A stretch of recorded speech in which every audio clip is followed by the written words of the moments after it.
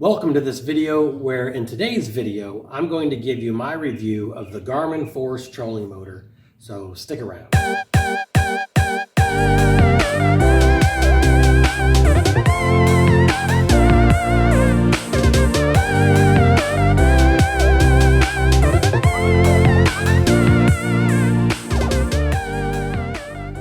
If you're new to this channel, what I usually do is I produce low quality videos of me blanking in fishing tournaments. That's the usual, but not today. Today I'm coming at you with what I think about the Garmin Force Trolling Motor. Here's the number one problem with the Garmin Force Trolling Motor, and maybe it's different. Let's see, come here. Okay. Maybe it's different if you were to recess it. You know, you have the recess box and it's sitting down level. Maybe that's different, okay? But with my older Ranger, I'm fairly certain it's nothing but like solid foam underneath this.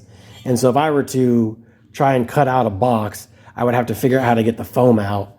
And while I'm sure it could be done, it's just not a chore I want to do. When I take my foot off this trolling motor, I hit this, which is the spot lock button. I hit it at least 2 times a day, if not 3 times a day. And I'm intentionally trying to avoid it, and I still hit it. So in other words, you'll just be casually, trolling, and then you'll stop to take your foot off and hit the spot lock, and all of a sudden, oh geez, wasp, oh man. I was attacked by a wasp for a second. I had to show that I knew Kung Fu. Number one issue is I hit this. I don't remember where I left off, sorry. But I'm telling you, like it's bothersome because you'll just be trolling, fishing along, and you'll take your foot off and hit that, and it'll just spin erratically. And I mean, it's higher than maybe I can, or that you can pick up on this video. But so it comes down to here. Do you see? Like this comes down to here, and so you'll remove your foot and you'll just hit it, and spot lock kicks on, and it's a problem. It just starts spinning you around, especially if you were going at any sort of a clip, it'll like jerk you backwards. So I wish they would figure that out. Another thing that people seem to have issues with, I guess, as we're talking about it,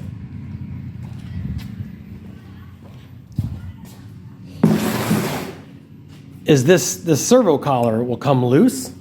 I haven't had it since I've really kind of yanked down on it. I mean, not so much where I'm afraid I'm going to break it, but because this is how you adjust the collar. You just lefty-loosey, and then you can slide it up and down, righty-tighty, and you can put it back together firm. But what happens is you'll be fishing, and then all of a sudden your head will be all the way smushed down because this has gotten loose somehow. So that's kind of a pain in the butt, but now that I've kind of yanked on it a few times, it doesn't really do it. Another thing with this, what I think they call the servo collar, is the number of times that I've hit wood, stumps, logs, twigs, whatever, and it kind of jerks the trolling motor, and then you'll get some type of servo error on the screen if your screen happens to be on, and it's very scary the first couple of times. You're like, geez, I broke it already. Like day one, that happened to me, and I thought I broke it day one, but it turns out you just hit the OK button, and it goes back to operating normally. So another thing would just be remember not to, when you have it in spot lock and you're ready to leave, to not just yank up on the string. While I've done that a handful of times, it's probably not a good idea. It doesn't like it when you do it, but it doesn't necessarily break it, at least not the first time. But I'm guessing if you were to continue to do that, it could potentially cause a problem when the head's just down here spinning around and you yank up on the chain. But do know that you can do it by accident and it won't immediately break it.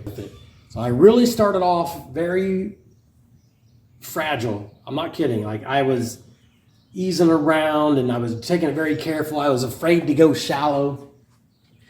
But then as last season progressed, I'd hit a stump here and I'd hit a stump there, or I'd be going to get a snag undone and hit a rock. I was like, okay, it's a little more durable than I thought. Like, I mean, I was just afraid because every time I'd hit that stump and you're just afraid that it's gonna break and it's expensive, But it seemed rather durable. And then I got after it, right? And I was like, all right, now I'm not afraid. and I'm just going to fish the way that I fish. And it maybe only took 2 tournaments before I broke this skeg. But so shout out to Russell Marine Products.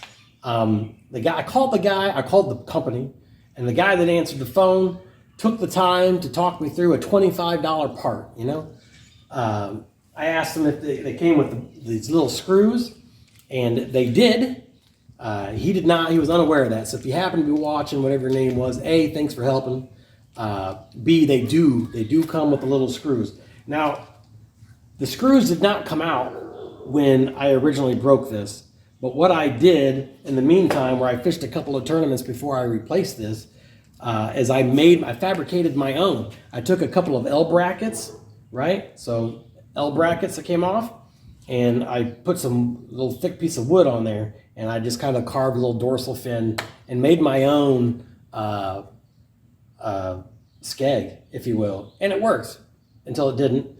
The screws kind of backed out and fell, and so I lost some screws. So thank goodness that it did come with some more screws. But just know that you can get by without a skeg, but then you're putting your propeller at risk.